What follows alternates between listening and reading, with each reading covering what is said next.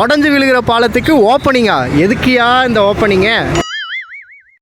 இப்போ தமிழ்நாட்டிலே பார்த்தீங்கன்னா மிக நீளமான பாலம் நம்ம கோயம்புத்தூர் அவினாசி பாலம் தான். இந்த பாலம் பார்த்தீங்கன்னா 1621 கோடி ரூபாய் செலவு பண்ணி இந்த பாலத்தை வந்து கட்டியிருக்காங்க. இந்த பாலத்தில் அதிகமான பில்லர்ஸ் வந்து ஃபிட் பண்ணியிருக்காங்க.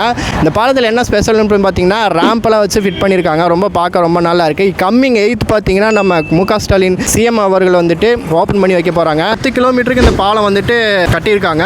இன்னும் வந்துட்டு 5 கிலோமீட்டர் வந்து எக்ஸ்டெண்ட் பண்ண போகிறாங்க. அந்த சின்னையம்பாளையம் டு நீலாம்பூர் அந்த லென்த்தில் வந்து எக்ஸ்டெண்ட் பண்ண போகிறாங்க. பாலத்தோட கண்டிஷன் என்ன அப்படின்னு பார்த்தீங்கன்னா அன்கம்ப்ளீட்டட் அப்படின்னு தான் சொல்லணும். ஏன் அப்படின்னு கேட்டிங்கன்னா ரீசெண்டாக வந்துட்டு ஒரு சோதனை ஓட்டம் நடத்தினாங்க. அந்த சோதனை ஓட்டமில் பார்த்தீங்கன்னா ஓகே நல்லா தான் இருந்துச்சு. பட் என்ன பிரச்சனை அப்படின்னு பார்த்தீங்கன்னா ஒரு இடத்துல விரிசல் விழுந்து அந்த விரிசல் விழுந்த இடத்துல வந்துட்டு அந்த கல்லெல்லாம் வந்துட்டு கீழே உள்ள ஸ்கூட்டி மேலே வந்து ஸ்கூட்டி வந்து ரொம்ப டேமேஜ் ஆகிருந்தது. அதுவே வேறு யாராவது மேலேயாவது விழுந்திருந்தால் கொஞ்சம் பிரச்சனை தான் ஆயிருக்கும். பட் இந்த மாதிரியான ஒரு கண்டிஷனில் இதை வந்து ஓப்பன் பண்ண போகிறாங்க. அவசரமாக ஓப்பன் பண்ண வேண்டிய கட்டாயம் என்ன அப்படின்னு தெரியல.